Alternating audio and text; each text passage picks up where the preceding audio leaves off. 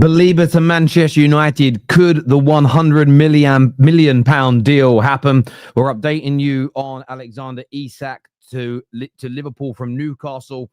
Arsenal now, it's reported, want both a left-sided and number 10, not just the number 10 that Ben Jacobs told us about. We're also looking at Chelsea and any other stories you want to go through today. So hit that like button. Make sure you are subscribing. I know a lot of you are already subscribers. I know you all like these shows as much as possible, but get that bell notification button turned on as well. Plus, on your phone, make sure your settings are on so you know when we go live. I'm Terry Flewers. This is The Done Deal Show. Let's do it.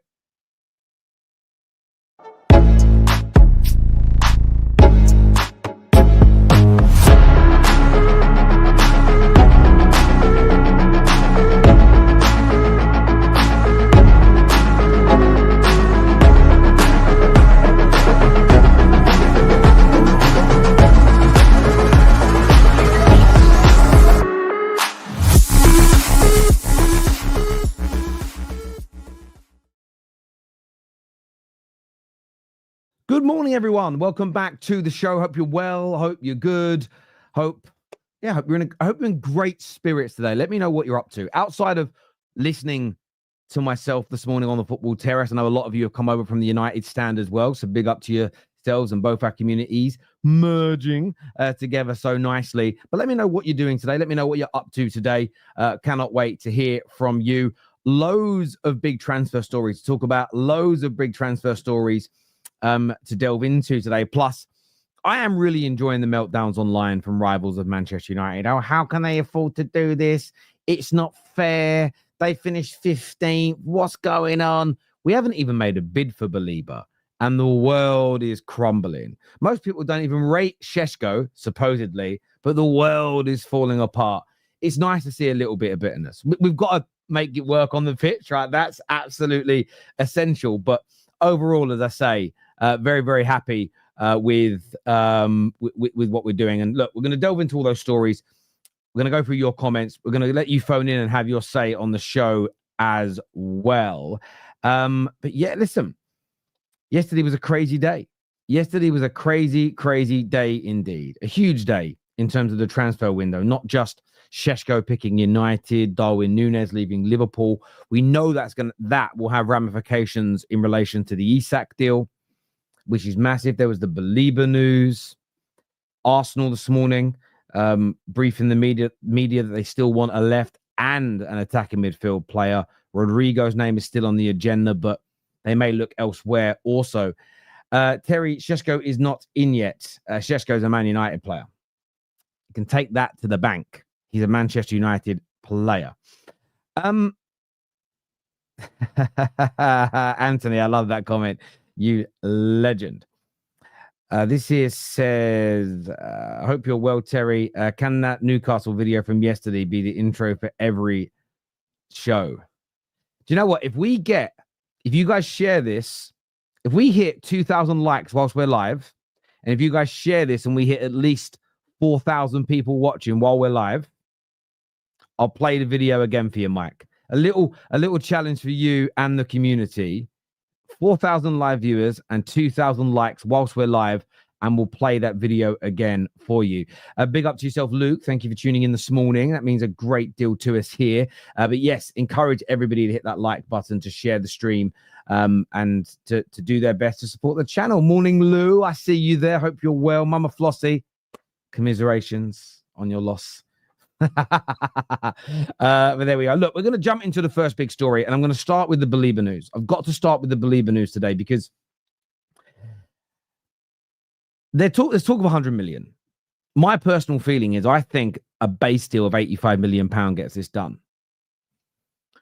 Fabrizio with a very interesting update. That update being that the player and it was worded in such an interesting way. The player saying that. Stating that the player hasn't shut the door on Manchester United. What has now been reported is that Brighton are going to sit down with Carlos Baleba and offer him a new deal. I think he has sort of 4 years remaining on his current contract, but he's only earning circa £12,000 a week. Now, of course, you and I would love £12,000 a week. it's a colossal amount of money to the everyday person. But in footballing terms, based on how good he is, the fact they have put £100 million price tag on his name, that is a obscene amount of obscenely poor salary for a player you rate at 100 million.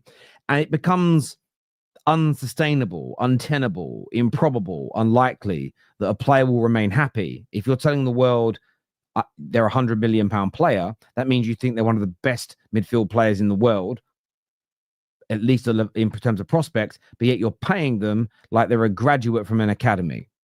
Those two things don't work in life. They don't work in life. It's as simple and straightforward as that. You know, imagine you go to a record label and they say you're the greatest artist, one of the greatest artists in the world. And you go, well, how much, what's the record deal worth? They go, it's a £500,000 record deal. Well, someone's lying here. How can it be a £500,000 record deal by one of the greatest artists in the world? Doesn't compute. So a new deal is going to be offered to the player. On top of that new deal being offered, Manchester United will now be on the charm offensive via intermediaries, of course, but they will be knocking on the player's door, trying to court him, trying to wine him and dine him and convince him that Manchester United is the club for him, is the place to be. If he signs a new deal, of course, by default, the deal is off. And what we've been told is that over the next 2 to 3 days, that is when there will be a element of update around this deal. I think one of two things is going to happen. I think he either signs a new deal with a release clause that becomes active next year, and I think it will be a reasonable release clause, 85 to 90 million. Man United can then continue to charm and court to convince the player, and we activate it next year. That's option one. If the player doesn't sign that new deal, I think Manchester United get this deal over the line. Yes, as we stated yesterday, massively expensive. Very, very difficult from a financial situation and from a financial position to get that done. It is. That being said, we've done 3 deals. I know that the Šeško deal hasn't completed, but 2 very important bits of information. We spent 190 million when they said we only had 100 million without selling anybody, which means there is more money available than the media were aware of, which is nearly always the case, which is why I stayed calm. Secondly, and I think even more importantly, have you all seen the Cunha update today? So the Cunha deal went under last year's trading accounts, which the club had no PSR issues on. So the 60-odd million pound deal, plus it cost, I think it's about, you know, the first year's outgoings are around 10 to 15 million. All of that went under last year's accounts, which means whether you're someone that adds up the totality of the transfers or you're someone that adds up what we actually pay year one, you're minusing that figure. Now, again, Sky Sports will show it as a player purchase this summer, but it isn't going under this year's trading accounts. The same as Liverpool. Some of their signings are under last year's trading accounts as well. So in terms of the way the media presents it, it's 190 million that's been spent so far this summer. In reality, this summer, Manchester United have only spent, once Šeško goes through, about 120 to 130 million. So there is scope to spend more money. Plus, I think we'll sell Garnacho. I think we'll do a deal where Anthony will go or there'll be money saved. I think Rasmus Højlund, now Šeško's coming in, will go. And there might be a few other moving parts. So I don't think it's impossible for Man United to get this done. They will definitely have to sell some players to balance the books, either now or before the end of June. But I don't think this is a lost cause. I don't think Man United make this approach, allow it to become this public, start talking to the player. We knew how much this would cost ballpark. Ben Jacobs, who I'm live with, by the way, at 2 p.m. today on the United stand. He's also on the Football Terrace tomorrow morning. But he's got to have his flowers because Man United have been inquiring. Man United had an idea of this price already. So it's not as if we thought, let's ask, that we might be surprised and be told it's going to be 50 million. We knew it would be north of 80 million pounds. But I think with the right conversations with Brighton, if the player buys in, I think you could get a deal done where the base fee is around 85. I think you could do a deal of 85 million plus. Now, as much as people would say it's far too much money for a midfielder, I don't think it is. As I've stated all summer, improving that dynamism, improving that physicality, coupled with a higher technical floor. So important that we do that. Beleba's been the dream. Yes, I like Wharton. Yes, I really like Hackney, but Beleba's been the dream. I just was not sure if we had the facilities for it. I have seen a few Man United fans online start to claim that us fans that have moaned about the summer, we're the reason that we're behaving proper now. No, it's us United fans that knew we had a plan, or believed we had a plan at least, that remained patient before throwing our toys out the pram when we were linked to Ndidi and when we were linked to Dominic Calvert-Lewin. The United fans that cried and moaned and called the owners and called the manager a cuck and did all these mad things. In my opinion, you can celebrate all you want, but I'm ignoring you in the celebrations. I'm seeing some of them get shameless online and start buzzing, my club, my club. What do you mean your club? The club you said would get relegated this year and was finished forever. Get out of here. You ain't no United fan. You're a pawn. You're a pawn. You're a mere pawn is what you are. I mean, from the chess game. But yeah, I'm only messing. So look, this is a deal that is plausible. This is a deal that is doable. This is a deal that can happen. It really is. It may not.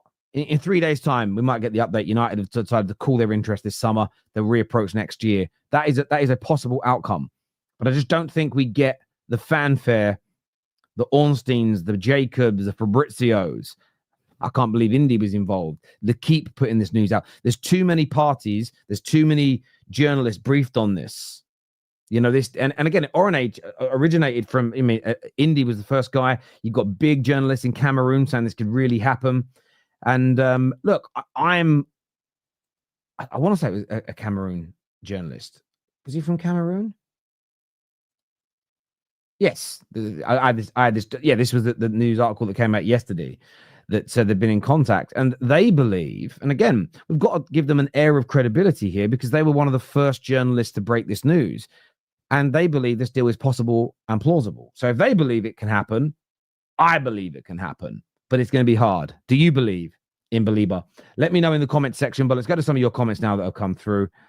Oh, wow. Breaking news. Colwell, serious injury. Gahey is an option.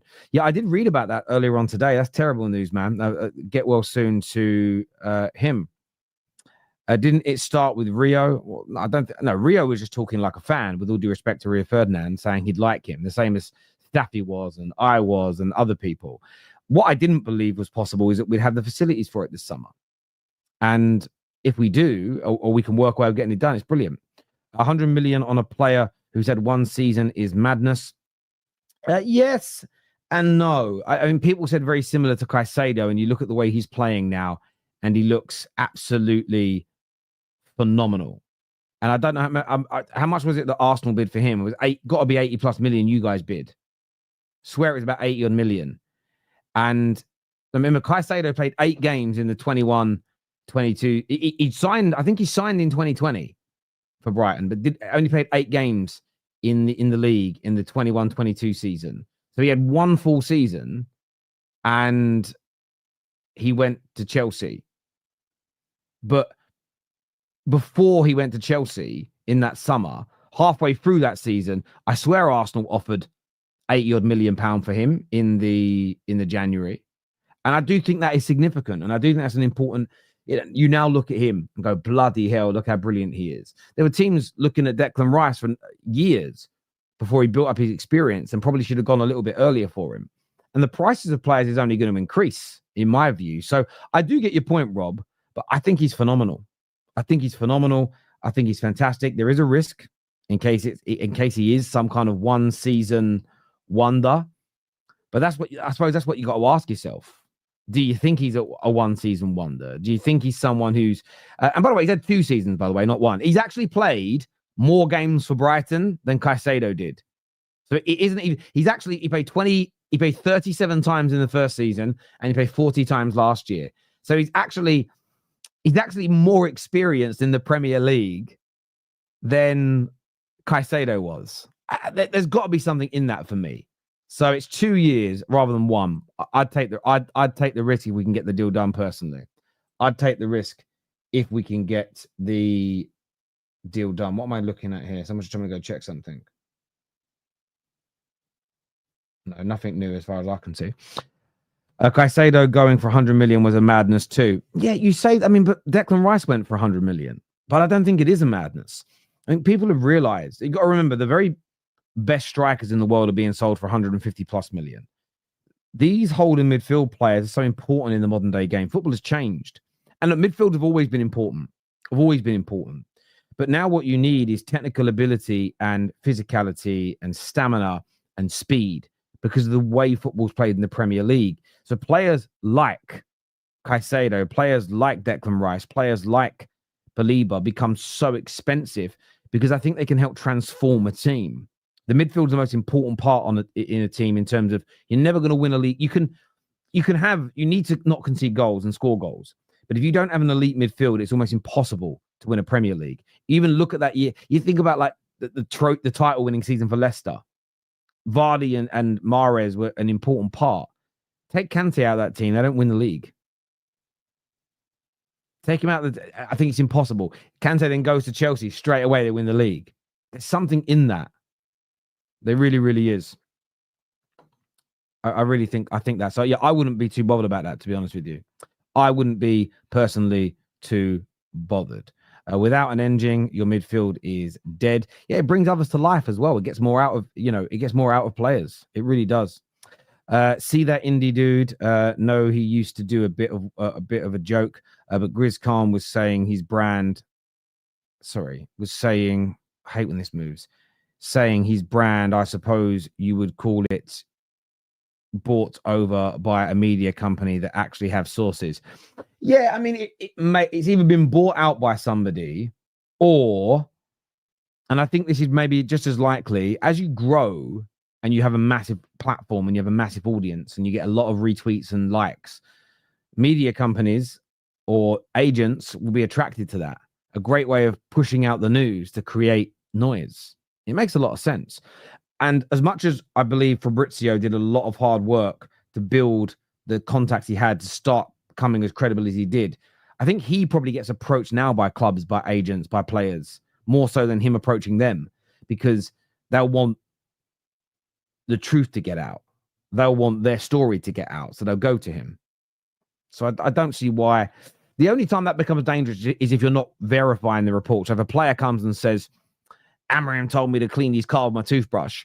If you just print that straight away, that's problematic. You have to go and verify it. You have to go to that source and ask questions, and then you put a story together. Because if one person's saying, believe it to Man United can happen, some agent, but every other agent, every other person connected to that deal is saying, not heard a thing, you'd be silly to do a story saying the deal's on.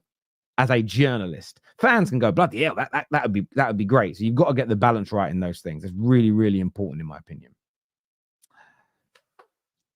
Terry Believer is an 8, not a 6. Right, what's your relevance here? Unpack that, Ches. Are you saying it's a bad signing for Man United, Ches? Is that what you're saying? Or are you saying or is it because I use Caicedo and Declan Rice as examples of £100 million players? Well, Enzo Fernandez was 100 odd million as well. I mean, what are we doing? What are you saying it for? Because we have Manu. Right. Okay.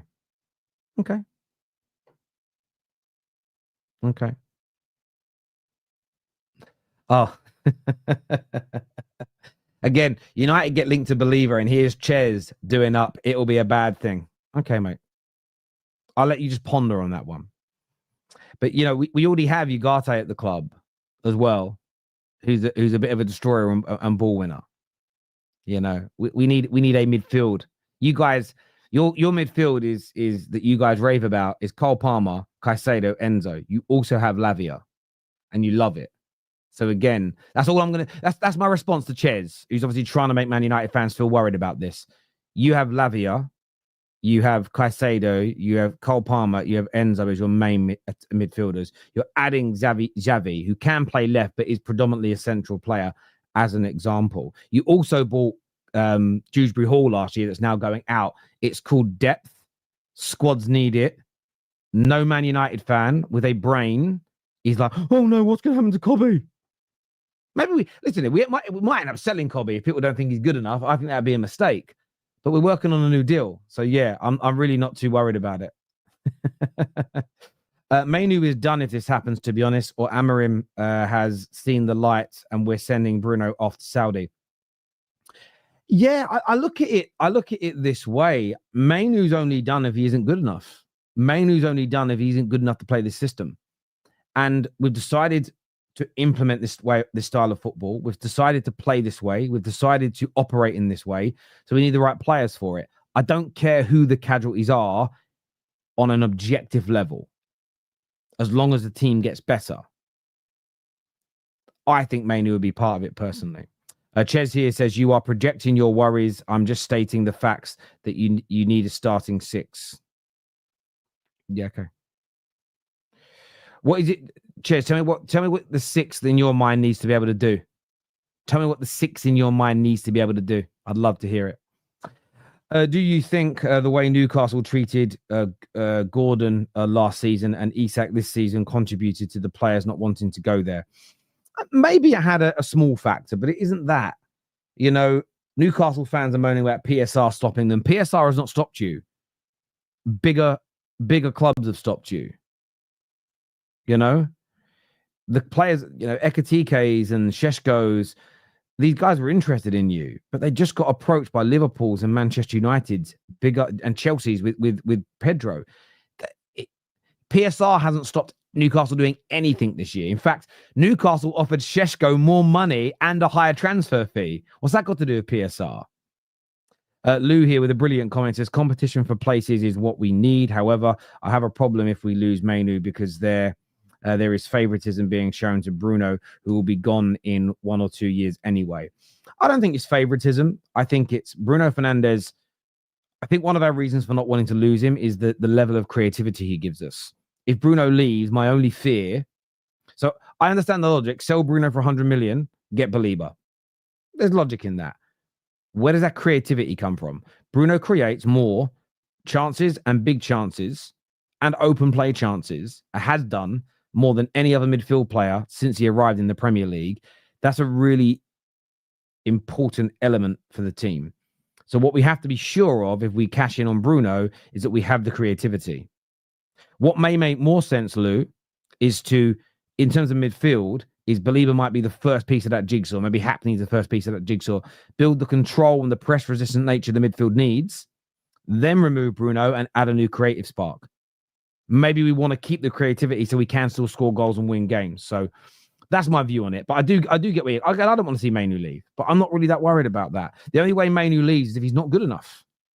If he doesn't perform and he isn't good enough, then he'll probably go. If United get Beleba, Bruno will go next summer, and Kobe and Beleba will be the future. You know, they'll both be part of it, you know, and, you know, people say we need a starting six. I mean, we have a six at the club in Ugarte. He can't do what Beleba does. He doesn't have the press-resistant nature. He isn't as good at progressing the ball or carrying the ball. But there's so many games this forthcoming season where we could start Mainu and we could start Beleba in that central midfield and we'd be okay. There'll be other matches where you want to start, where you want Ugarte because you need more of a destroyer. But if you actually look at the numbers when it comes to winning back of the ball, and people always talk about who's a six and who isn't a six, who's a six and who isn't a six. Well, sixes in themselves do different things, because Claude Makelele was a six and Michael Carrick was a six, but they both operated in very different ways. And I think that it's not about people misprofiling, because it's only been the last few years where people have called people sixes and eights and things like this. There's more than one way to skin a cat. So, yeah, from my point of view, Ches has put in my group chat here, you think Beleba will be better than Caicedo or same level? Where did I say that?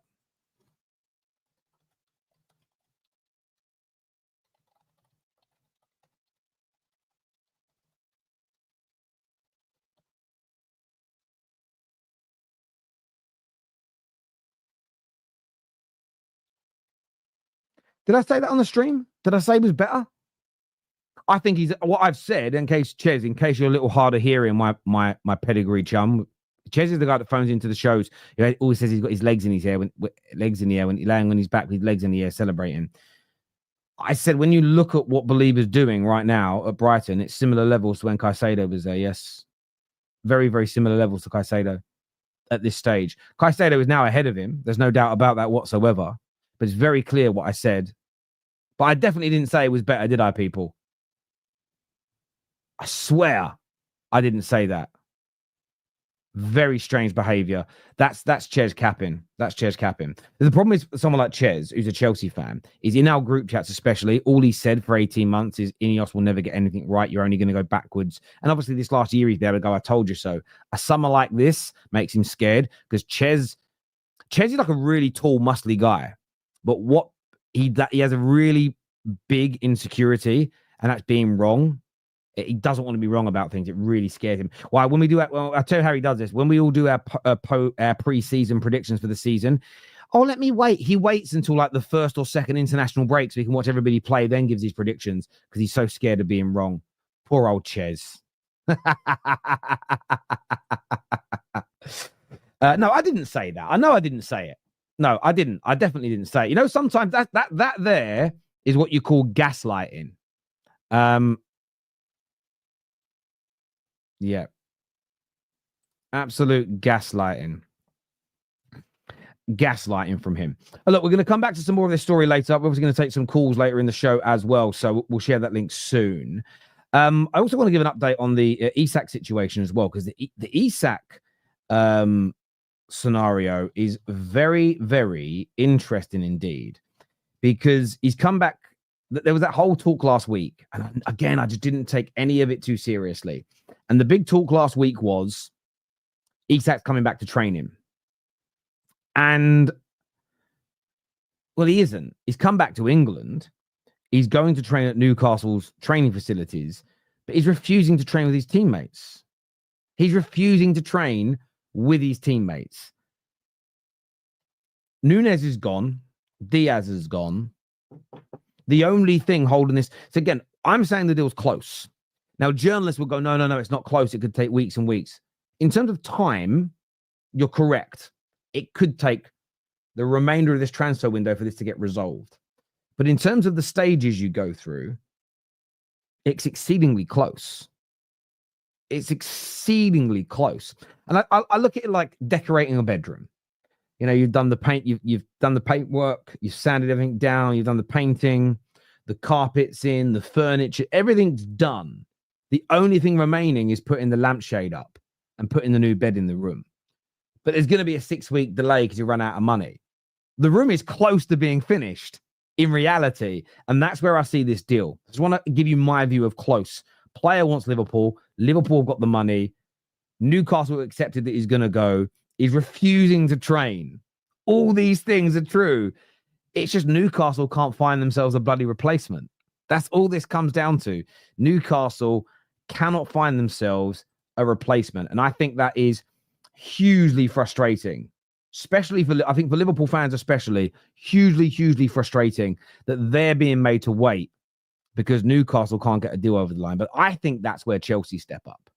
And this feeds into the Xavi Simons news, because I think Xavi and Garnacho will both be purchased by Chelsea. I think both will be fantastic signings for Chelsea, especially Garnacho. That's why I don't want them to get him for 30-odd million, because I think they're getting an absolute steal. Garnacho isn't right for us, doesn't fit our system, and he's fallen out with the hierarchy. But it doesn't mean he isn't a very talented player, and he'll move on.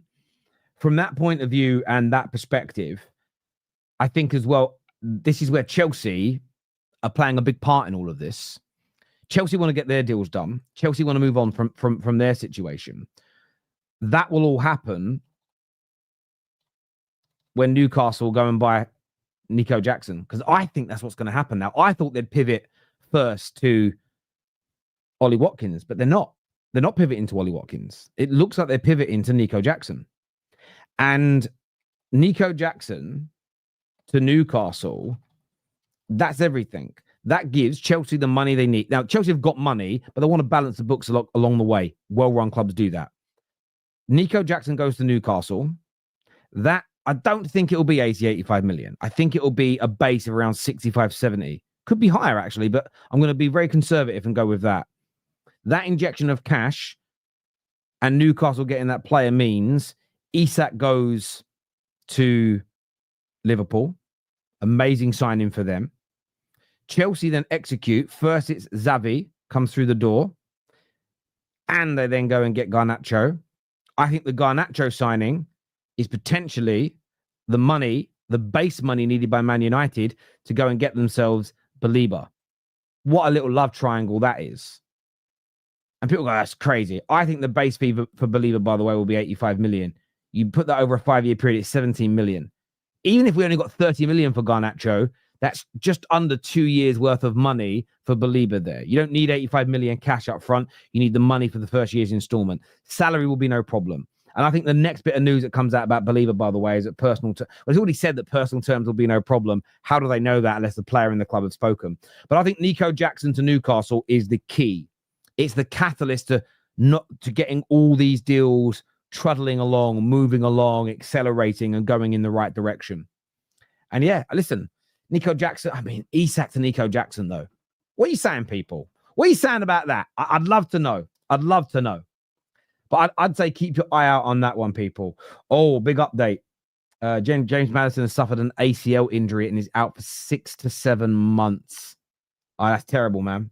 That is terrible news. Terrible, terrible, terrible news indeed. That's been shared by Sammy Muckbell. Yeah, that's really bad news for them. They're going to have to move quickly now for players. I mean, they haven't really signed anyone, have they, Spurs? I know they got Tell, but he was already kind of done. Terrible news for them. Terrible news. Commiserations. Get well soon, Maddison. Yeah, that's really bad news. Oh, sad to hear that. Jackson's stats are better than Ekitike and Šeško's in a stronger league. So you think he's better? I mean, it's okay to use stats. I use stats as part of my view of a player. But are you saying he's better and will be better? And will continually be better? Would love to know exactly what you mean by that. Would love to know. KJ here from our extra channel. By the way, go check out the Football Terrace Extra as well. If you haven't subscribed to the Football Terrace Extra, go check it out, people. I think Jackson will do well at Newcastle, less pressure. Yeah, I think he'll do well there as well.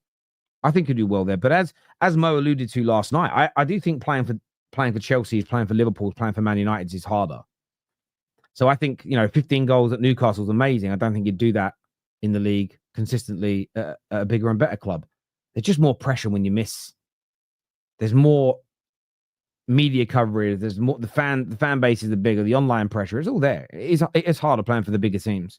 There's no doubt about it. No doubt about it whatsoever. I love Bruno, but in midfield, I just don't see it. We were told we were skint. The midfield roster is far too large with no Europe this season. We have to be funding this somehow. Maybe a Saudi deal. Yeah, I like Bruno. I hear what you're saying about. I don't like him in an 8. I don't like him in a deeper role. Against most teams, I don't like it. So maybe we cash him later in the window. Maybe again, this is why I said to everyone, stay patient. We've got football people running the club now. It's different. It's in the day-to-day operations, not the owners. And maybe the whole process has been, I know we could have got 100 million for him earlier in the summer, but maybe we didn't have all our ducks in a row. Because of our predicament, because of where we are in the league. Maybe now we're getting signs from Beleba saying, yeah, I'll push for it. Yes, I want it. So the club's now saying, right, we'll execute that now. But until that point, there was no point getting rid of an asset. There was no point getting rid of a player and then having the 100 million, but not being able to get the dream target. That would be crazy business. That would make idiots online happy. Bruno's gone. Yay. What you replacing him with, don't know. The players we wanted don't want us. We've sold someone that does deliver and we have no actual, that would be no plan. Fucking idiots would only an idiot would ever want that to happen. So yeah, let's see. Lou, it's just dragging on and on and on. Really needs sorting one way or another. Obviously, that's Mama Flossie and Lou talking in the comments about the striker situation at Newcastle, and I absolutely agree. And they've got to go and get something done now. When Bruno rejected Saudi, he told everyone the club told him we don't need the money. But that's also the other side of it, David. Maybe we don't. At the end of the day, we saved tens of millions of pounds through about 50 million pounds through lowering the wage bill. That's now got even lower. Okay. We reduced costs in multiple departments. We reduced the bloated workforce that wasn't needed. And as cruel and as horrible as that is for the individuals that lost their jobs, from United's point of view, and unless it turns out we do need those jobs, and right now we're rotting on the inside out, and if that comes out, I'll change my mind. But only an idiotic organization would employ more people than it needs and lose money. Loads of money was saved from that as well. And you've got to remember that this forthcoming season, though, all those savings I've mentioned are already in place. A lot of them didn't come into fruition until like February and March last year. So that's the majority of your financial year. You've still been paying that. This year will be better, even with lower income, because the expenditure has dropped massively. There's a huge level of, essentially it's a debt because you've got to pay it.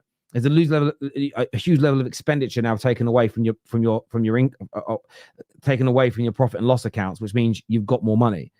So United, this is why United would. I'm hearing a lot of, I can't believe United did this so they could sign players, and I look at it from the angle of they haven't. Well, sorry, let me work it the other way. They didn't get rid of people because we had no money, and then have lied and gone and signed people. They've had to get rid of people and make these cuts so we can sign people. And as much as people don't like it because they think it's callous, United need to operate well as a football club to keep the income high so they can maintain the employees they've got. And one day we'll employ more people again. But to be able to employ more people, you need more income than your expenditure long term. Basic math. Right? So when I'm hearing people go, but you guys said you were going to run out of money in November 2025. Yes. If the new owners didn't pump in hundreds of millions, right? 2, if we didn't make cuts, there'd be no money. We increased their revenue by 100 million, but then increased their expenditure by 200 million a year at the same time. Unsustainable. I just don't. Yeah, it's crazy. Crazy people can't see that. United don't have a recognized captain other than Bruno. I disagree with that. I think there's captains in our team overall. It's totally different revenue streams, Terry. What are you talking about? What's the different revenue stream? Please tell me. This is why net spend corrupts the minds. Every revenue stream and every expense from a football club feeds into your profit and loss. Your profit and loss on your trading accounts is what PSR and FFP is based on. Now, there are certain things that are deductible. So the 50 million we've spent, the owners, by the way, pumped 50 million pound in to rejuvenate Carrington. That's deductible from PSR. That comes off of it. If you invest in the women's team, build stadia, you buy youth players, all of that is deductible. What do you mean different revenue streams? We're nearly on the 4K now. We just need to get up to 2,000 likes and we'll play that video for you guys. Get it smashed, please, people. We've got to get both things done. And we're not quite over 4,000. We've just dipped lower. So get it shared, please. Get encourage people to come along.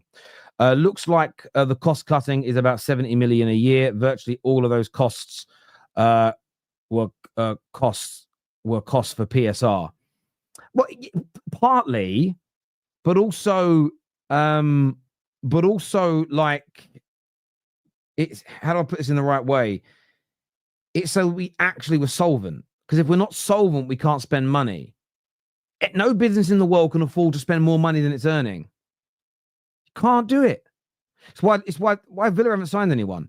97% of their turnover in the last 12 months has gone on player salaries, which means they're working at a loss. Can't do that forever as you go out of business. He come back and says, yes, it's a drop in the ocean compared to what the players are paid. But this is also flawed logic. So yes, someone that was earning £50,000 a year has lost their job. But that player's earning 300 grand a week. Equally, that player that's worth 300 grand a week, what they help generate the club in terms of income by playing the games, the marketing, the advertising, they are the centerpiece of the company. So most of the money only comes in because of the team and the players, which is why teams that get better and better and better at playing football earn more and more and more money. Teams that get worse and worse and worse and worse at playing football get less and less and less money. At the end of the day, if I got employed by Man United and could generate myself, not indirectly, so not off the back of Bruno's name, not off the back of Cunha and Mbumo's name, myself personally, if I could generate the club hundreds of millions of pounds in revenue, they'd pay me similar to a footballer. But the footballer is the centerpiece. This is what I don't get about the logic. It doesn't make sense. It doesn't make any sense whatsoever. Do you think, an editor of the BBC isn't going to make as much as the presenter of a show, especially if the presenter is the centerpiece of it? Like Ant and Dec's Saturday Night Takeaway. Ant and Dec will be earning more money out of that show than any other member of staff. The only people that would earn more is sort of the owners of the show. And I actually think they own the concept. So I think they own that as well. And the production team behind it, I think they own as well. But they earn more than the runner does. They earn more than the person making the teas. They earn more than if the show starts losing money, they might reduce what they earn. By the way, Man United's wage bill was dropped by about 50 to 60 million a year. So there's been cuts there too. The new players coming in are earning a lot less than a lot of the players going out. But you can't compare a canteen worker and a caretaker and multiple people in the commercial departments who, by the way, weren't delivering in their jobs to the players on the pitch. And equally, by the way, what I do criticize before anyone says it is, we shouldn't be playing the flops that we're being paid 300 grand a week are an abomination, which is why we're trying to force them out. Okay. And why the new players coming in are earning half the amount they are, but still got to be paid the going rate. We can't, that is like comparing an apple to a piece of moon dust. Completely different things. Completely different things. Hit the like button for us, please. Make sure you are subscribing. On Arsenal, I want to speak on Arsenal for a minute as well, because I read an interesting report last night, and for one stupid reason or another, I don't know if I bookmarked it. Yes, I did. Sorry. This has come out actually this morning. It wasn't last night, from Gary Jacobs, who has now said that Arteta still wants Arsenal to sign a direct left winger and a creative midfield player this window.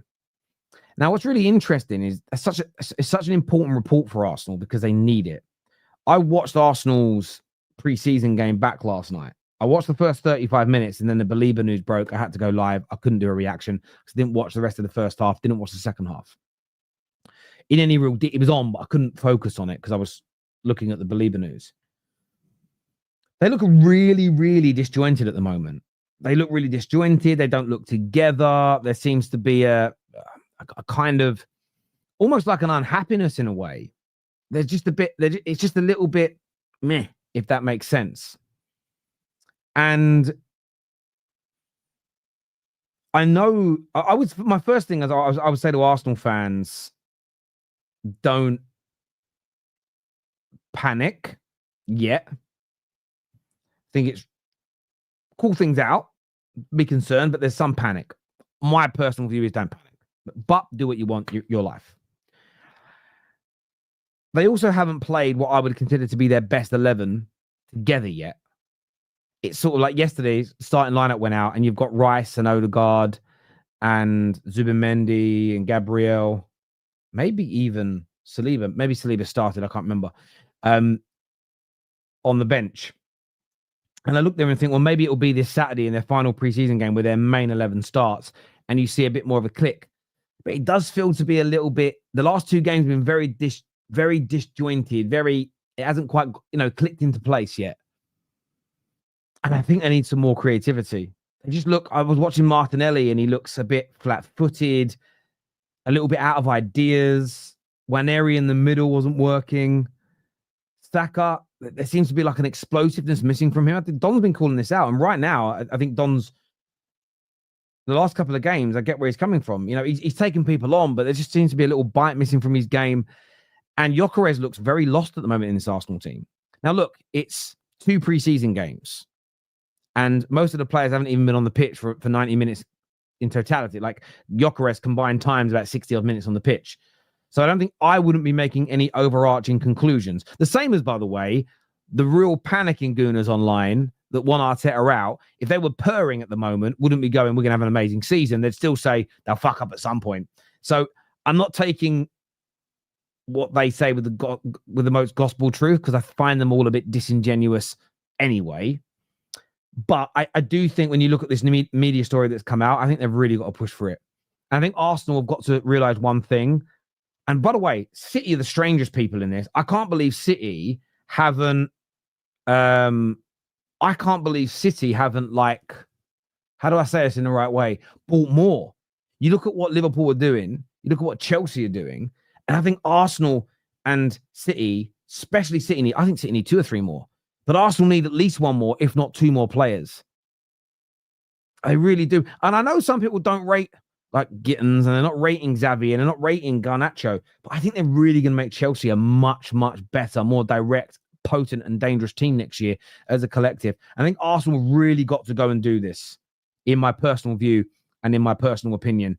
So, yeah, listen, I'd love to get your take and love to get your views on this. Playing with a new striker takes time. Not only does the team have to adapt to the striker, has to as well. No, I agree with you, Rob. I'm not writing. I really like Rodrygo Eze, so I'm not sitting here and saying, oh my God, it's an absolute bust of a signing. I've seen players. I remember the most famous example in my mind. Before Chelsea were winning majors. They signed a striker called Mutu. And I remember sitting down, watching Match of the Day, first couple of weeks of the Premier League season. This man couldn't stop scoring. He couldn't stop scoring. He was looking amazing. He was looking brilliant. He was fantastic. And everyone was going, this guy's going to be an absolute gem. And whether it was because of some substances he was taking or just pre-season, early season excitement and adrenaline, he tailed off. And I've seen that happen. I've also seen it go the other way, where players have started slowly and blossomed and turned into absolutely fantastic football players. Yeah, he started that first season off brilliantly. I think he scored 2 or 3 goals in his first 2 or 3 games. Only went on to score six league goals in the whole season. Next year, but he barely played again then after that for Chelsea. But yeah, from my point of view, I do look at it from that perspective and think to myself, like, I wouldn't be panicking at this stage. But I do get the worry because Liverpool are looking dangerous. City are always good. Chelsea blossomed at the end of last season. Excellent at the Club World Cup. I think what didn't help yesterday was seeing United get Šeško. And there's a big percentage of Arsenal fans who wanted Šeško. I say get Šeško. He's agreed to join us. Then there was the Beleba news at the same time as they're getting beat at home. At the time, it was 3-1. And I think there is sometimes these moments where people are like, oh, this could be terrible. This could be terrible. But yeah, I think they definitely need some more reinforcements, Arsenal. I can't sit there and lie about that. They need a couple more. And I've said that all summer. So yeah, I want to know what you think and feel. You can phone in and have your say. I put the link into the live chat. We have got 4,000 people watching now. Look, I'm going to do you guys a solid. Get the likes up before we take the calls. We're going to Cal first when we take the calls. But let's take a little listen here to that video from yesterday. If you haven't seen it yet, this is cinema, baby. Manchester United, on the other hand, the fact that we have the potential to lose this fight has got me seething. They are an absolute joke of a club where players go to die, effectively. You've got Sancho with mental health issues, depression, Anthony with the same issues. These are £80 million players that go there to not be progressed as players, and they are trapped because of the high salaries and fees. They can't get out when they realise they've made a mistake. They are £1 billion in debt, but because of their high revenue due to the way the rules are written, they can spend upwards of £200 million across 3 attackers this window, which is an absolute disgrace. They do not improve players. It is not a happy club. It is not a competitive club at the moment. It's all paper nonsense. You haven't got a clue. They finished on barely above 40 points last season, have no European competition, play an ambiguous formation at best. You haven't got a clue. We haven't got to sell this summer.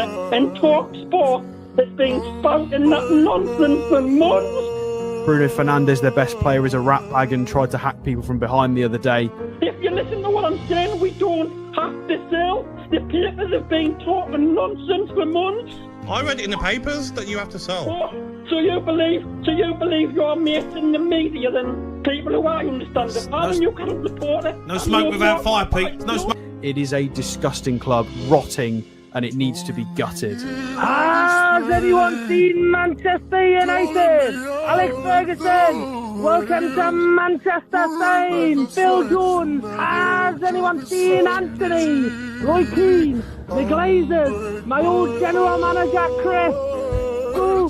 Let's go to Newcastle. How are we the lads? Yeah, it hasn't happened yet though. I don't want to, rain on your chips, Ryan, but it hasn't quite happened yet, matey. It's coming. It's You think so? coming. There is no reason for people to be joining Manchester United over us. I cried so many, many, many, many nights and break my heart. Oh baby, come back and say you love me. And break my heart, Switzerland. Without you, I just can't go.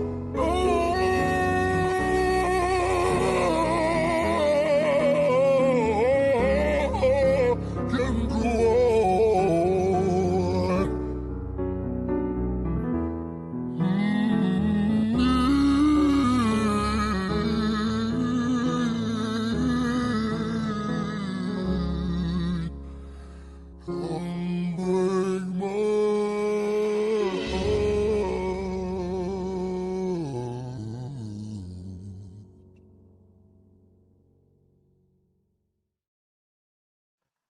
Hello, everyone. Welcome back. I love that video. It made me die. Oh man, My favorite bit was where players go to die. It's like, yeah, and that's why it hurts so much. I think that's why it hurts so many Newcastle fans. yeah, man, and it's like it's the first time I've seen Manchester United and Liverpool work together to achieve something, and I feel like the master plan was to kind of annihilate Newcastle because you guys are taking all their targets, Liverpool taking their target and their best player. So it's just really bad. I've never seen anything like it, really. Man, I hear. I feel bad for them. I really, on a real level, I feel bad for the fans because they're still in for Šeško now. While United are negotiating, the player has said, and this is about who's advising you. The player has said, "I only want United now. I've committed to United." It is so well documented that United and Leipzig are like this close. It's going to happen. United are not going to embarrass themselves by walking away now. We're getting him cheaper for new, and they're still like, no, we're going to sit here and wait just in case it falls through. There's an element here of you bid twice when the player hadn't committed. You now look back with hindsight and you think, who is advising them? Something's wrong at the board level. Something's not right. Like, you don't lose out all these targets, especially because before the transfer window even opened, I thought Newcastle were an attractive team, and they have been getting good players in the past. I mean, they got Tonali and stuff, so something's not right. And I think Newcastle fans need to put pressure on their board and actually kind of do some thinking about it, because it's not as simple as they're just not attractive. I think it's deeper than that. I think the way they're approaching players is wrong. I think they're obviously putting players off, and yeah, they just need to look into that. I hear that, mate. What's your thoughts on the news today? I mean, just some breaking that news now from Indy, who has just said that both Liverpool and Arsenal have contacted Real Madrid to inquire about Rodrygo on loan with an obligation to buy. How important do you think it is to add more quality to your team? I did see you in the group chat earlier on today, sort of a bit stressy about Arsenal and yeah. It's really important, because to be honest with you, before those games, I was thinking, I definitely thought we needed Eze. I thought we definitely needed him, and I wanted him. If he played as a midfielder or on the left, I was happy with that. But looking at that game, just reviewing the preseason, we only have one more game left of preseason.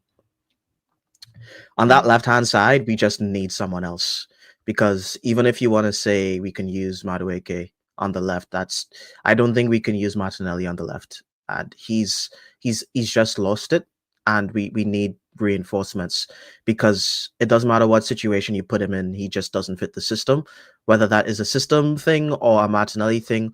Whatever the reason it is, I believe it's a Martinelli thing. Other people tell me it's a system thing and Arteta can't get the best out of him. At the end of the day, this is the way we play football, and we need our left-hand side, that guy on the left, to take on his man one-on-one and do something with the ball, and Martinelli just can't do that on a consistent basis. and he's not gonna magically come back to the guy that we saw 2 seasons ago. It's not gonna happen, guys. And he's a young player as well, so it shouldn't be like this. He's entering his prime. Like, he should be getting better and better and better every season. You look at Saka, he's getting better and better and better every season. Declan Rice is getting better. All our best players are improving season on season, on aggregate. And Martinelli is declining. He's getting worse every season. So we definitely need to improve that on that left, and we definitely need Eze. We need 2 more signings. I don't think Eze is just enough. I was thinking that, but right now, like, that's how I feel about it.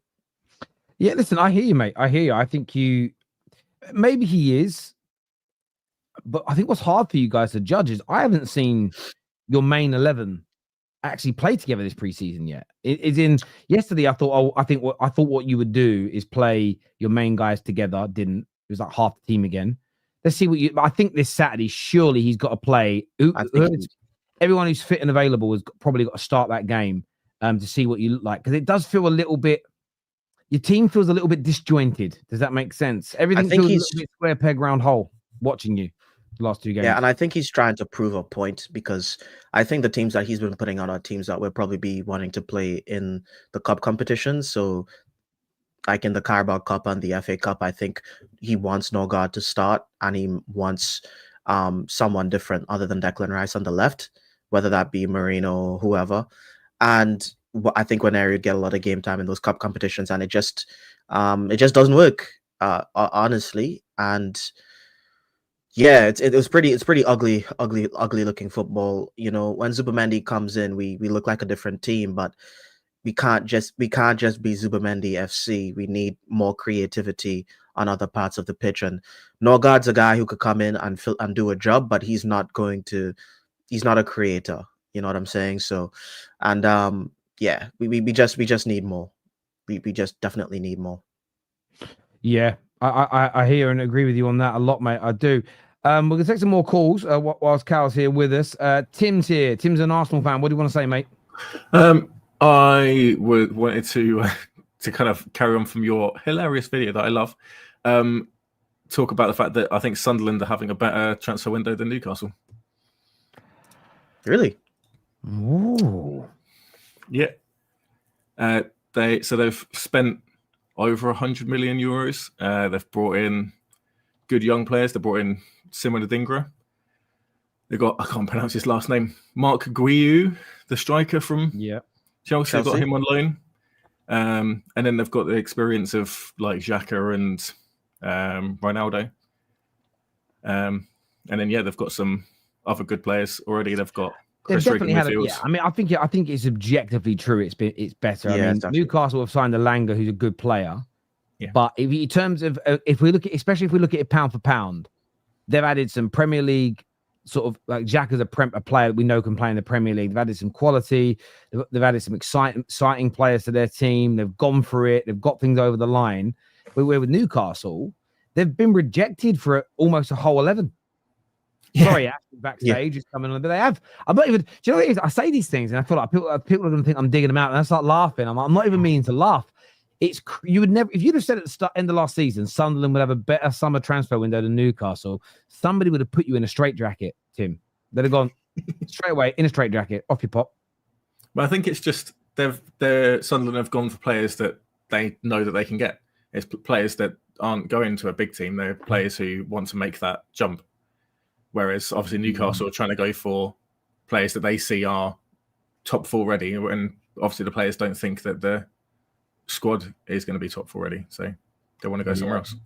No, you know what? Also, I think hurt some as I don't think they probably expected everyone in the top four to be doing this much business. Because let's face it, it's a lot of business, a lot of movement, and a lot of Arsenal, Manchester United, Chelsea, like all of us are just bringing in a lot of players, offloading a lot of players, and we're trading a lot between ourselves as well. And I think in a regular transfer window, Newcastle gets some of those targets because teams don't sign this many players usually.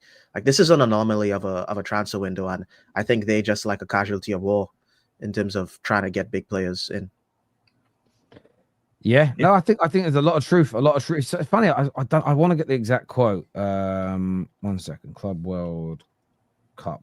there was I think it might have been the general manager or somebody at Frankfurt who they were asking him, and he basically, I'm paraphrasing slightly here because I can't find the comment now. I stupidly didn't bookmark it, but he basically said, "Oh, here it is." The Frankfurt CEO on if Germany should host the Club World Cup, he said, "Definitely yes. It must be the ambition of a major footballing nation." But he talks about what that brings in financially. I think things like the Club World Cup, and I think there'll be other things that pop up. The preseason games are getting more and more lucrative, as an example. I think clubs just want to try and be at their absolute best. And I think what a lot of the big boys in the top four have done. And I know that Arsenal don't look very good at the minute on the pitch, but you've still gone out and spent a lot of money. But it's a case of trying to create that clear blue water from the chasing pack and the people that are already there. Because if you can keep yourself in the Champions League for the next 2 or 3 years, maybe even win a league title, if any of you teams can do it, you're probably going to be invited to the next Club World Cup, which is huge financially. Not just the prize money, but sponsorships. You can turn around to all the brands who sponsor you if you get the invite and say, well, look, we want to negotiate an increase here or a bonus because you're going to be at a Club World Cup with all these eyes on us. And it's one of those tournaments that I think it had its teething problems in the first part, but I definitely felt the later the tournament went on, the better it was.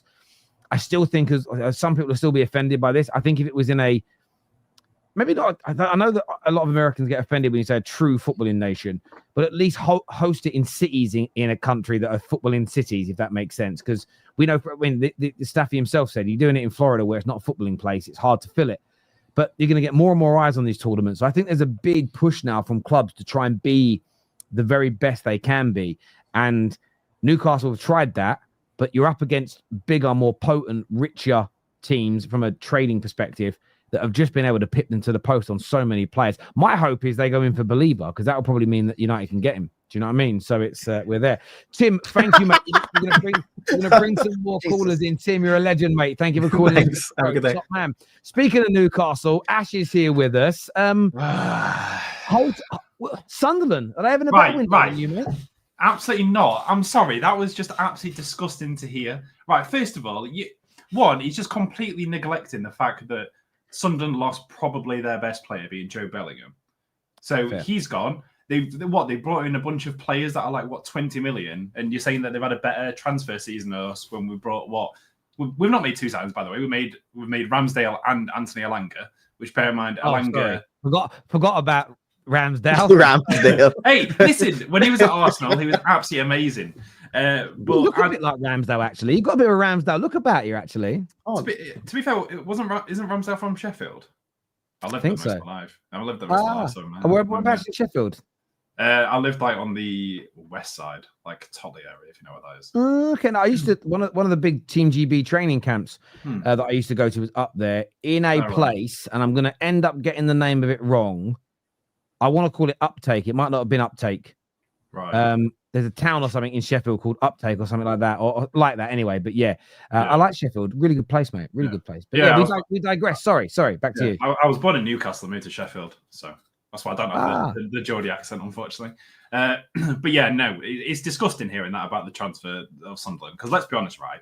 Even if we didn't get any transfers in, our team is 100 times better than Sunderland, so they had to get something in. Because let's face it, if they didn't get any new players in, they were probably going to have maybe even a worse season than what Derby had back in the day.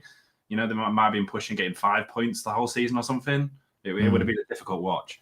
But nevertheless, do you know what? I was hoping to ask you this, Terry. Tell me, what would you think about this? You guys get Beleba and Nicholas Jackson, and we take Seshko off your hands. I feel like that. No? No, because I get what you're saying, right? But for me, it's no. We've got that prize. A bird in the hand is worth two in the bush. Do you know what I mean? And I want to keep our prize. But that would be an interesting deal to offer. Manchester, very good chance for both of them anyway. Yeah, I'll take my chance. This is not like crazy dreamland talk. I really hope we don't get Nicholas Jackson, because when people say, oh, he's looking, I think and Chelsea went 80 million for him, which he would probably be about 60 million, let's be honest. But if that's half the price of Alexander Isak, I think Jackson only got 10 goals in 30 games last season, which you compare that to Isak's 23, it's a much bigger difference. And then another metric that people don't say is obviously the eye test and how many yellow cards. Nicholas Jackson had 7 yellow cards, and he's like only had 1 last season. So like, man, he'll fit right in Newcastle, mate. Yeah, I mean, we do like it. We do like a bit of aggressive player, but I mean, we've got that with Joe Linton. So, but I don't know. It's interesting. We've had some. We've been looking to go down the route of maybe getting Pav from Benfica. We've inquired about that today, which apparently he's got an £87 million release clause, which would be, I think, an unbelievable signing if we did. And then obviously Isak's not been training with the team, so from what I've heard, it seems like the chapter between us and Isak's completely closed. Which it looks absolutely over, doesn't it? Yeah. It looks Which I will say from a Liverpool perspective, if you ever want to get hyped about how good Isak is, I remember about 2 years ago we played against a game against Everton, and he did probably one of the best solo assists I think I have ever seen since like Thierry Henry. Like, it's actually unbelievable that what he did in that game. Oh man, you're a class fan. You're not turning on the player calling him shit like Liverpool to he's not. Trent. of course he's not shit. He's an unbelievable player. Like, I'm just not delusional that I know that if a player wants to go, say, to Liverpool, they're going to be challenging for Champions League and probably going to be winning the Premier League. So it's like the difference is definitely there, but we can't be going backwards in signing someone like Nicholas Jackson because it's just not the same caliber. What if it's Nicholas Jackson and someone else, like you get in 2 players? I mean, I don't know who else we would get in because we're not short of wingers. Like, both sides of wingers were absolutely fine. We just need a centre forward to go instead of Isak. And bear in mind, we still need a backup centre forward because if we lose Isak, we're still going to have Champions League, and then we're going to need someone to also be able to do Champions League and maybe Premier League. So it's like. And to be fair, how I was thinking about, if we went Pav to be able to do Champions League while learning the Premier League and get maybe Ollie Watkins on, I don't know, a year or 2 contract, it would be a great bit of business, I think, if we ended up going down that route. But we'll see. Or maybe an Ollie Watkins on a Jackson could be good for you. I don't want Nicholas Jackson, mate. You really don't want Jackson. For the price he's been quoted from Chelsea, say that if they want 80 million and we bring it down to about 60, 65,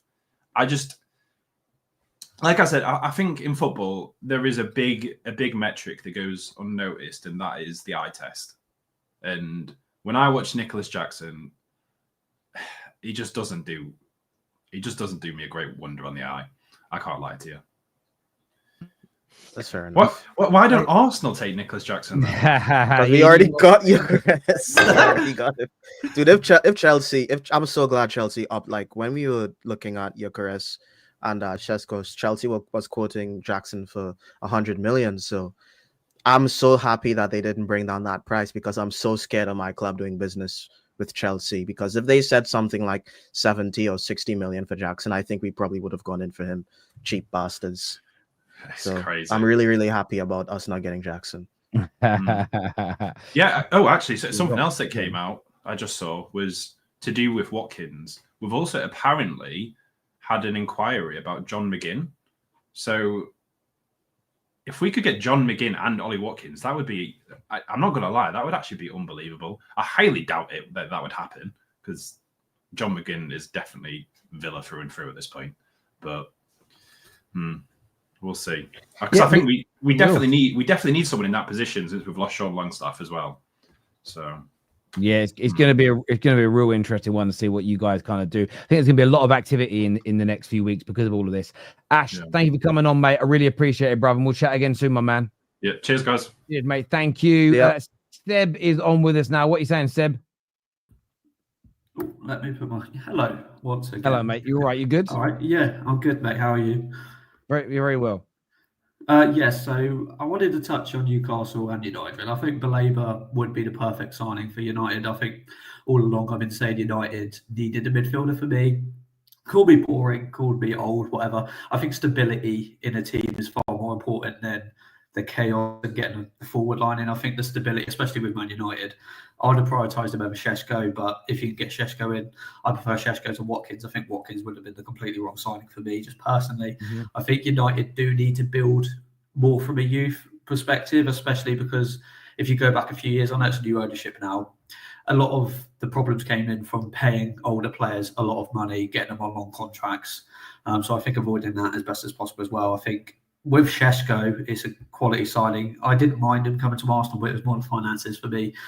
And I preferred Gyökeres. But United fans do need to be patient with him because he's not going to come in and bang 20 goals immediately. So as long as United fans are patient, he can grow and he eventually will be up there, I think. But for now, you've got to be patient. Whereas with Newcastle, they get rejected left, right, and centre. It is quite funny. As an Arsenal fan, I don't want Isak going to Liverpool, but seeing the meltdown from the Newcastle fans, especially after I was at the Emirates when Newcastle beat us in the League Cup last year, absolutely agony. So just to see him get brought down a peg would be absolutely lovely. But I don't want to go to Liverpool, but Liverpool squad is looking a bit thin. They do need to bring in some forward line because they've sold about 3 players and they haven't really replaced any of them. So their squad's probably got their starting lineup's got better, but their floor has gone down. But for me, for Newcastle, FFP has not really been an issue at all. If FFP was an issue, then they wouldn't have gone from relegation candidates to Champions League semi-regulars, European regulars that fast, because it was only a few years ago it looked like they were going to get relegated. They came in, they've transformed them really. The issue hasn't been finances, it's been no one wants to go there. But I'm probably going to get laughed at by a few people, but I personally I think Darwin Núñez going to Saudi Arabia is a disgrace. I think he's got so much more to give. I was quite happy in going to Napoli because Conte is a very good manager. He gets the best out of a lot of players. But he's got over 60 GA since he's been at Liverpool. It's not like he's been bad. The thing is, because he's had some comical misses, the highlight reels are there of him having those misses. It's really brought him down a peg. But I do think it's £400,000 a week tax free. That is insane. That's probably played a part in this. Do you know what I mean? Yeah, 100%. £700,000, but that's about £720,000 a week. He'd have to get paid in Europe to earn that kind of money. I think that might have played a part. Yeah, but also who's in for him, and he kind of semi-burnt the bridge with Liverpool because he was doing. I remember there was a bit of drama because he was doing like posts and taking off the badge and doing all sorts of weird stuff. So he was kind of semi-burning the bridge with Liverpool, and I don't think any big club was really in for him. Well, there was talks with Napoli, but Napoli once again couldn't afford the wages. Really, but. I don't know. I just think he's a good player, and I think in a couple of years' time he'll probably be back in Europe at some point anyway. But the wages are pretty hard to turn down. But for Newcastle, I think they need to look more at the European market, especially players that are hungry to come to the Premier League. I think they do kind of need to.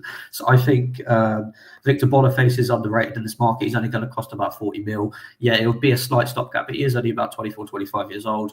He's won titles. He's got European experience. I don't think he would be a bad signing. Physically, he's a big player. I think he'd suit the Premier League as well. I think just Newcastle need to think a bit more outside the box. They have a great structure in there. Obviously, their directors has gone, but they just need to. I don't think Wissa is necessarily a place they should be going either. I don't think that's necessarily, especially because of his age and his wages and beyond. But I think Šeško missing him is massive for Newcastle. Massive for it. Just proves how much Paul Man United still do. That the fact they can finish that low in the league and they still get him in. It's a fantastic signing. They're looking very dangerous up top. I still do worry about Man United defensively in the midfield, but if they do get a Beleba or somebody an alternative over the line, it doesn't necessarily have to be Beleba. Then I think they'll be completely fine, really, especially because they're only concentrating on the league. I hear that. I've got a question for you two. Yeah. I've got a question for you two. Grace has super chatted in saying, why hasn't Gyökeres Calvert-Lewin scored yet? I mean, he's played like 60 minutes, and we've played with a striker like Havertz who drops deep for like 2-3 years. So I know this is a bit of banter, but there's going to be an adaptation time. So my biggest problem with the last game that we played Gyökeres, well, that first cameo was just like 10-15 minutes. Calm down. The second one, the one that we just played, we literally gave him the worst possible platform to succeed in. We literally gave him Norgard, Mikel Moreno, and Ethan Nwaneri as a midfield three to back him up with Martinelli on the left. Like, I'm sorry. That's just like that's one of our worst lineups, and that lineup didn't create anything. We didn't even get him the ball.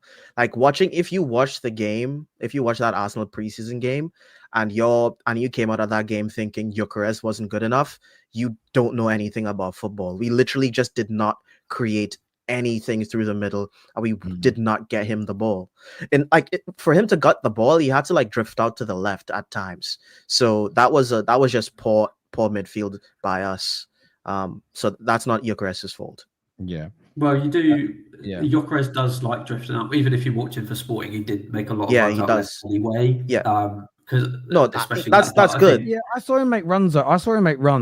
And yesterday, and the ball weren't coming.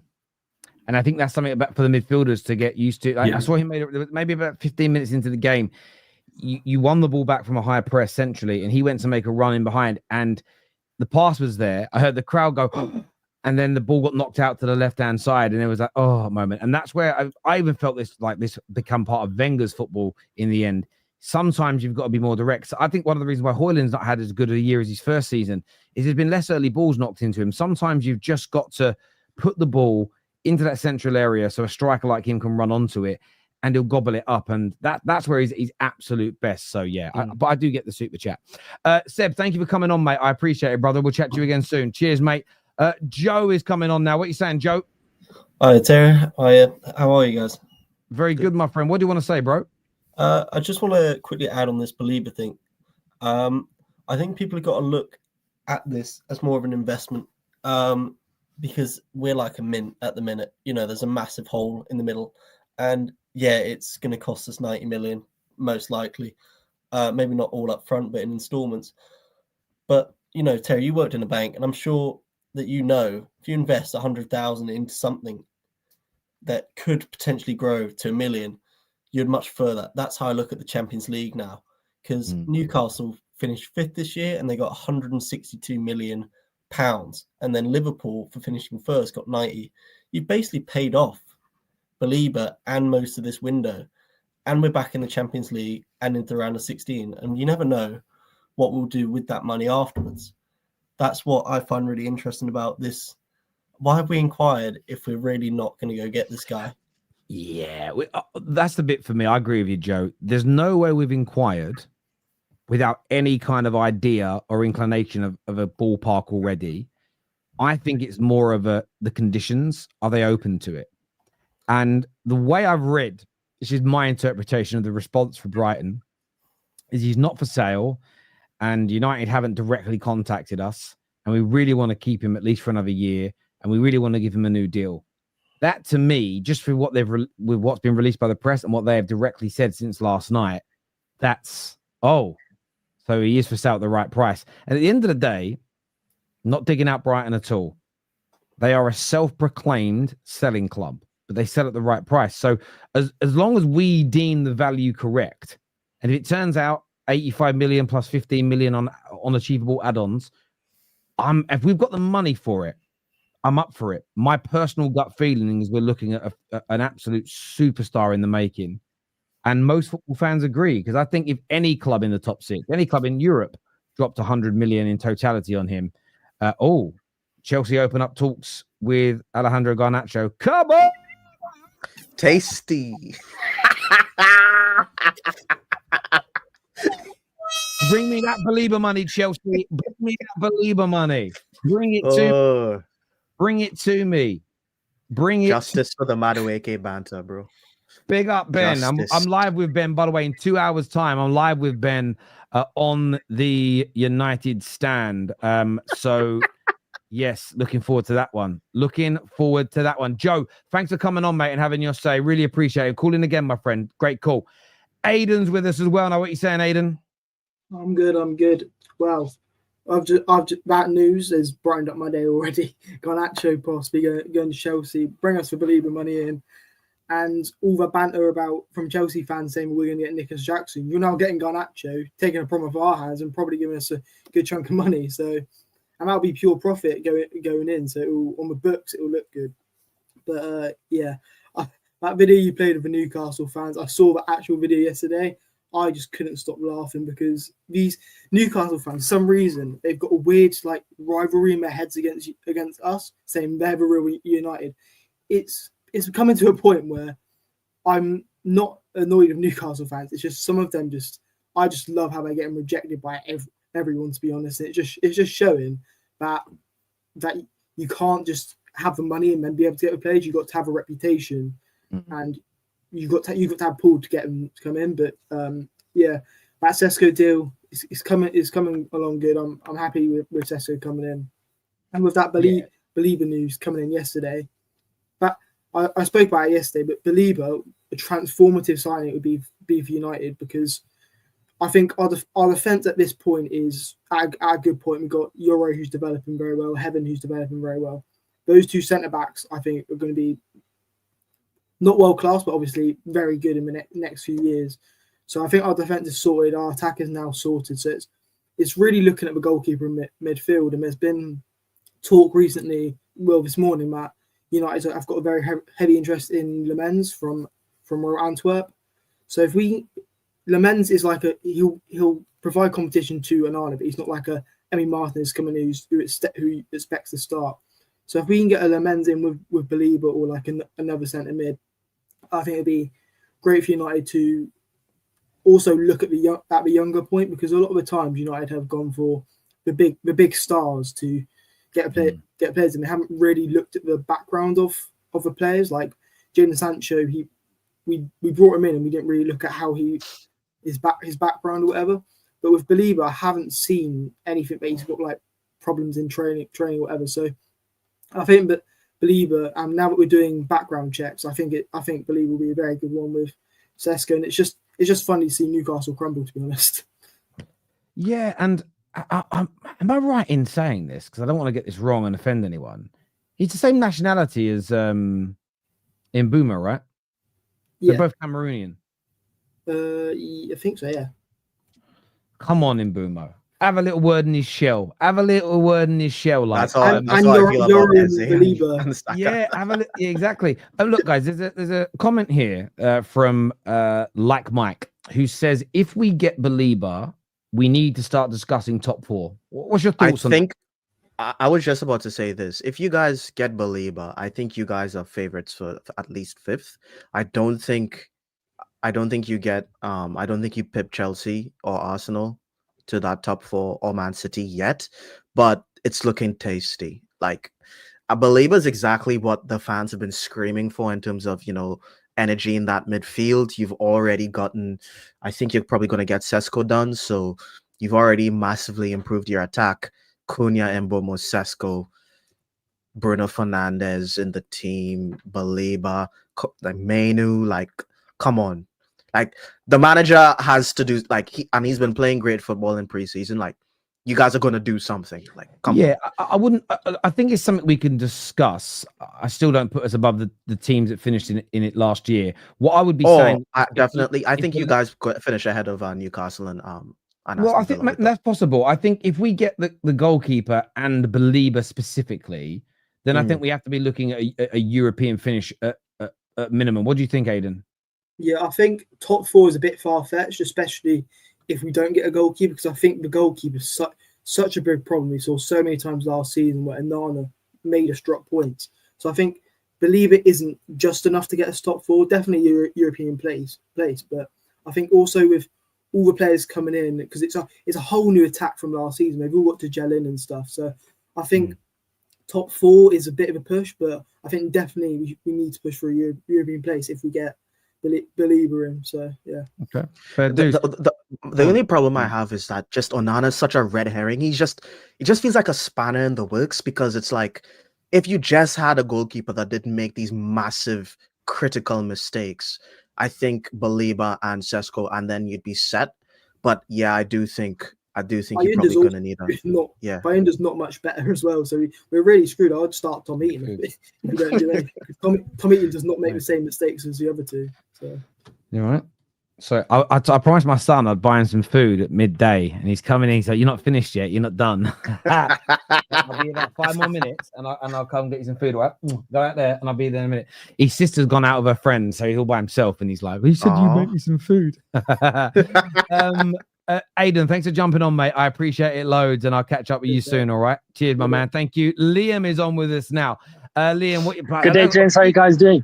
Hello, Mr. Peaky Blinder. You all right? No, good thanks to you guys. Looking slick, bruv. Looking slick. Yeah, man. Yeah, I'm finally not at the mine while I'm calling in. I can actually call in from the office this time. Nice. What are you here to say, my bro? Just touching on what the gents were just saying about us getting top 4 if we get Beleba. In the chat I was already losing my mind. I was thinking, I'm like, do these guys forget that Onana is most probably the worst keeper United's ever had? Yeah. But that brings up my next question. Why Beleba now and not pushing for the next player, not pushing for the goalkeeper? Do you think that we're waiting so that once the market develops that we might get pay less for a player like maybe Martinez, or do you think maybe this Donnarumma rumor has some legs to it? It's very weird. I think it could be a combination, and this is why I know that I got called out by Staffy and a lot of the negative United fans, and they called it a gimmick when I said be patient. I understand there was quite a few teams this summer that started very fast in the window. I still believe a reason for a lot of that speed was the Club World Cup, and even for Liverpool, it's well documented. 2 of their first 3 signings, they sort of. I was going to mute you because of the background noise, my friend, while I'm talking. Sorry, my friend. Like the 2 of their 3 deals, I think it was Eze and Wirtz, were sped up because teams at the Club World Cup were trying to sign them. City have done all their business before the Club World Cup. So far, nothing since. Not even any sales yet, and they're a brilliantly run club. Most of Chelsea's signings thus far were before and during the Club World Cup. They're now going to add some more at this later stage. I do think it's because things might develop. So if United are sitting there and we're talking to people and they're saying, look, there is a genuine chance here, 30% chance, that we could land Donnarumma. And we say 30% because he might stay. There's other clubs looking at him, but it's a really good chance.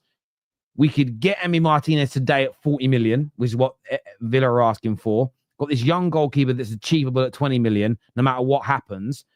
I know there is this desire from fans to get everyone in early, to give them a pre-season with the team. And I understand that, and I don't think that's wrong to want that. But the club doesn't... the transfer market doesn't work like that. It's too simple. It's too neat. It's too... I remember watching... Lethal Weapon, and they're in a boat outside Roger Murtaugh's house and having a drink, and they've solved the crime earlier on that day, and they're sitting having a drink talking about it, and they keep saying it's just too neat and tidy how this is the crime, we found the perpetrator, it's done. It seems like there's more to it than that, and that's how I view the transfer window. There's more to it. So we could definitely, Liam, be hanging on because there's a chance of a great goalkeeper, not just a very good goalkeeper or a brilliant potential goalkeeper. So wait a little bit. The same with the Beleba situation. Maybe Man United are maybe what we've been told by people in the know, actual football people, is that's a deal that if you do it too early, you might, maybe it's a case of let's let other teams get some of their business done by their players. Then we make that move because it might have. It isn't Liverpool want him, but Liverpool and Arsenal are probably not going to pivot to Beleba now with all the other money they've spent. But maybe if we tried this in May, the team's in a better position than us. Go, no, we'll come in and get him then, and we miss out. There's so many reasons that again, what I don't believe is what I saw Staffy tweet last night, that his moaning has made Man United change their operation. I don't believe that football clubs go, oh, fucking hell, people are moaning on Twitter. Let's change direction. I just don't think they. You remember hashtag no to Madueke? Yeah, how did that happen? What did that do? Yeah. So yeah, Goldbridge is the main reason that the Glazers started selling shares. You know that because of all the pressure he's been putting on. You know that's the main reason. Big up Goldbridge. Big up. I think listen, it's right to express our minds, but my view hasn't changed. And in fairness to Goldbridge, I will give him some credit. Like I've heard him sort of praising the board for this approach and what we're doing to a certain degree. He did say something earlier that when he's on Tuesday, I've got to ask him what he meant by this. He said the board and the manager are doing really well in our operations this summer. He went, well, it isn't really the way we've handled the players that want out, and we've ostracize them. They're not getting their own way. And he went, well, the board haven't really done it, and the manager hasn't. The club has. And then I sat there and I thought, hang on, but if the manager and the board are not the ones doing it, who at the club has done it? Like, it's definitely them. It's definitely them. But yeah, I hear you. But we'll see what happens with it. Listen, I want to thank you, Liam, for calling in, and Cal and all our other callers, our super chatters. Everybody's hit the like button. A big thank you to all of you. I've got to go and get my son some lunch because I promised him. But I'm live at 2 p.m. on the United stand. Ben Jacobs will be there.